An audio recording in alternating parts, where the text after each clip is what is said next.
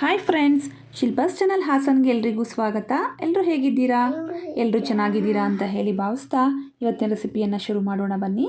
ಇವತ್ತಿನ ರೆಸಿಪಿಯಲ್ಲಿ ನಾನು ಬೇಳೆ ಸಾಂಬಾರನ್ನ ತುಂಬ ಟೇಸ್ಟಿಯಾಗಿ ಯಾವುದೇ ರೀತಿ ಮಸಾಲೆನ ಯೂಸ್ ಮಾಡದೆ ರುಬ್ಬದೆ ಹೇಗೆ ಮಾಡೋದು ಅಂತ ಹೇಳಿ ತಿಳಿಸ್ಕೊಡ್ತಾ ಇದ್ದೀನಿ.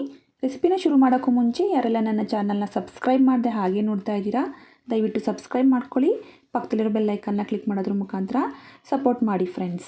ಬೇಳೆ ಸಾಂಬಾರನ್ನ ಮಾಡಲಿಕ್ಕೆ ನಾನಿಲ್ಲಿ 3 ರೀತಿ ಬೇಳೆನ ತೊಗೊಂಡಿದ್ದೀನಿ. ತೊಗರಿಬೇಳೆ 1 ಬೌಲು ಚಿಕ್ಕ ಬೌಲಲ್ಲಿ, ಅದೇ ಬೌಲಲ್ಲಿ ಅರ್ಧ ಬೌಲು ಹೆಸರು ಬೇಳೆನ ತೊಗೊಂಡಿದ್ದೀನಿ, 1/4 ಬೌಲಷ್ಟು ಕಡಲೆಬೇಳೆ ತೊಗೊಂಡಿದ್ದೀನಿ. ಇಲ್ಲಾಂದರೆ ಒಂದೇ ರೀತಿಯ ಬೇಳೆಯಿಂದ ಮಾಡ್ಬೋದು, ತೊಗರಿ ಬೇಳೆಯಿಂದನೂ ಕೂಡ. ಈ ರೀತಿ ಎಲ್ಲದನ್ನು ಹಾಕ್ಕೊಂಡು ನೀಟಾಗಿ ವಾಶ್ ಮಾಡಬೇಕು. ಒಂದು 3 ಟೈಮ್ಸೇ ವಾಶ್ ಮಾಡಿ ನಂತರ ಇದಕ್ಕೆ ನೀರನ್ನು ಹಾಕಿ ನಾನು 1 ಗಂಟೆ ಕಾಲ ನಾನು ನೆನೆಲಿಕ್ಕೆ ಇಟ್ಟಿದ್ದೆ. ನೀವು ನೆನೆದೇ ಡೈರೆಕ್ಟಾಗಿ ಕೂಡ ಮಾಡ್ಕೊಬೋದು. ಈ ನೆಂದಿರೋಂತಹ ಬೇಳೆಗೆ 2 ಈರುಳ್ಳಿನ ಸೇರಿಸ್ಕೊತಾ ಇದ್ದೀನಿ ಕಟ್ ಮಾಡಿ. ನಂತರ 3 ಟೊಮೊಟೊನ ಕೂಡ ಚಿಕ್ಕ ಚಿಕ್ಕದಾಗಿ ಕಟ್ ಮಾಡಿ ಸೇರಿಸ್ಕೊತಾ ಇದ್ದೀನಿ. 2 ಮೆಣಸಿನ್ಕಾಯಿನೂ ಕೂಡ ಹಸಿ ಮೆಣಸಿನ್ಕಾಯಿನ ಸೇರಿಸ್ಕೊಂಡೆ. 1 ಸ್ಪೂನು ಖಾರದ ಪುಡಿ, 1 ಸ್ಪೂನ್ ಧನಿಯಾ ಪುಡಿ. ಧನಿಯಾ ಪುಡಿಗೆ ಯಾವುದೇ ರೀತಿಯಾದಂಥ ಮಸಾಲೆನ ಆ್ಯಡ್ ಮಾಡಿ ಬಿಡಿಸಿಲ್ಲ ನಾನು, ಪ್ಯೂರ್ ಧನಿಯನ್ನು ಬಿಡಿಸಿರೋ ಅಂಥದ್ದು. ಅಷ್ಟಕ್ಕೆ ತಕ್ಕಷ್ಟು ಉಪ್ಪನ್ನು ಹಾಕಿ ನೀರನ್ನು ಹಾಕ್ಕೊಳ್ಳಿ. ನೀರನ್ನು ಹಾಕಿ ಲಿಡ್ಡನ್ನು ಕ್ಲೋಸ್ ಮಾಡಿ 4 ವಿಷಲ್ನ ತೆಗೆದಿದ್ದೆ ನಾನು. ನೀವು ನೆನೆಸ್ದೆ ಡೈರೆಕ್ಟಾಗಿ ಬೇಳೆನ ಬೇಯಿಸ್ತೀರಾ ಅಂತ ಅಂದರೆ 6 ವಿಷಲ್ನ ತೆಗೀರಿ. ನೆನೆಸಿದ್ರೆ 4 ವಿಷಲ್ಗೆ ಬಂದೋಗುತ್ತೆ. ನಂತರ ಅದು ಬೇಯೋಷ್ಟರಲ್ಲಿ ನಾನು ಒಗ್ಗರಣೆನ ಹಾಕ್ಕೊತಾ ಇದ್ದೀನಿ.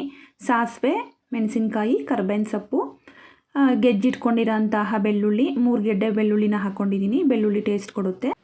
ನಂತರ ನಾನು 2 ಸ್ಪೂನಷ್ಟು ಜೀರಿಗೆನ ಸೇರಿಸ್ಕೊತಾ ಇದ್ದೀನಿ. ಜೀರಿಗೆ ತುಂಬಾ ಟೇಸ್ಟ್ ಕೊಡುತ್ತೆ ಮತ್ತು ಬೇಳೆ ಸಾಂಬಾರಿಗೆ ಜೀರಿಗೆ ತುಂಬಾ ಇಂಪಾರ್ಟೆಂಟು, ನಾವು ಕಡಿಮೆ ಹಾಕ್ಕೊಬಾರ್ದು. 2 ಸ್ಪೂನು ಜೀರಿಗೆ ಹಾಕ್ಕೊಳ್ಳೇಬೇಕಾಗುತ್ತೆ ಈ ಒಂದು ಪ್ರಮಾಣಕ್ಕೆ. ಇಷ್ಟನ್ನು ಹಾಕ್ಕೊಂಡು ಒಗ್ಗರಣೆನ ನಾವು ನೀಟಾಗಿ ಕೊಟ್ಕೊಂಡಾದಮೇಲೆ ಫೈನಲಿ ನಾನು ಇಂಗನ್ನು ಸೇರಿಸ್ಕೊತಾ ಇದ್ದೀನಿ. ಇಂಗನ್ನು ಅಷ್ಟೇ ತಕ್ಕಷ್ಟು ಹಾಕ್ಕೊಳ್ಳಿ, ತುಂಬಾ ಹಾಕ್ಕೊಬಾರ್ದು, ಆರೋಗ್ಯಕ್ಕೆ ತುಂಬ ಒಳ್ಳೆಯದು.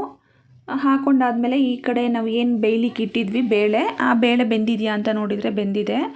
ಸ್ಮ್ಯಾಶರ್ ಸಹಾಯದಿಂದನಾದರೂ ನಾವು ಈ ರೀತಿ ಎಲ್ಲದನ್ನು ಸ್ಮ್ಯಾಶ್ ಮಾಡ್ಕೊಬೋದು, ಅಥವಾ ಬೀಟರ್ ಸಹಾಯದಿಂದನಾದರೂ ಈ ರೀತಿ ಎಲ್ಲದನ್ನು ಬೀಟ್ ಮಾಡ್ಕೊಳ್ಳಿ.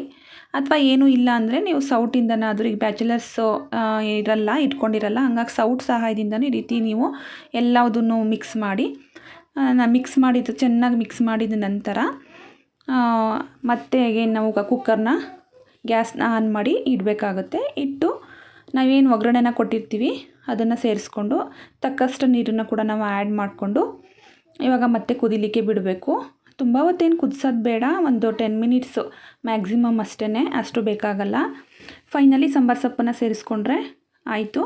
ಏಕೆಂದರೆ ನಾವು ಎಲ್ಲದನ್ನು ಖಾರದ ಪುಡಿ, ಸಾಂಬಾರು ಪುಡಿ ಎಲ್ಲದನ್ನು ಕೂಡ ನಾವು ಮೊದಲೇ ಬೇಳೆ ಜೊತೆನೇ ಹಾಕಿರೋದ್ರಿಂದ ಇಲ್ಲಿ ಮತ್ತೇನು ಬೇಯಿಸ್ಬೇಕಂತೇನಿಲ್ಲ. ನೀರು ಹಾಕಿರ್ತೀವಲ್ಲ ತಕ್ಕಷ್ಟು ನಮಗೆ ಬೇಕಾಗಷ್ಟು, ಹಾಗಾಗಿ ಈ ರೀತಿ ಕುದಿಸ್ಕೊಂಡ್ರೆ ಒಂದು ಒಳ್ಳೆ ಸಾಂಬಾರು ರೆಡಿ ಆಗುತ್ತೆ. ಬ್ಯಾಚುಲರ್ಸ್ಗೆ ಬೆಸ್ಟ್ ಸಾಂಬಾರು ಅಂತಲೇ ಹೇಳ್ಬೋದು. ಈ ರೆಸಿಪಿ ನಿಮಗೆ ಇಷ್ಟ ಆದರೆ ನನ್ನ ಚಾನಲ್ನ ಸಬ್ಸ್ಕ್ರೈಬ್ ಮಾಡ್ಕೊಳ್ಳಿ, ಪಕ್ಕದಲ್ಲಿರೋ ಬೆಲ್ ಐಕನ್ನ ಕ್ಲಿಕ್ ಮಾಡಿ, ಹಾಗೆ ಒಂದು ಲೈಕ್ ಕೊಡೋದನ್ನು ಕೂಡ ಮರಿಬೇಡಿ. ಇದೇ ರೀತಿ ಸಪೋರ್ಟ್ ಮಾಡ್ತಾ ಹೋಗಿ ನಾನು ಹೆಚ್ಚು ರೆಸಿಪೀಸ್ನ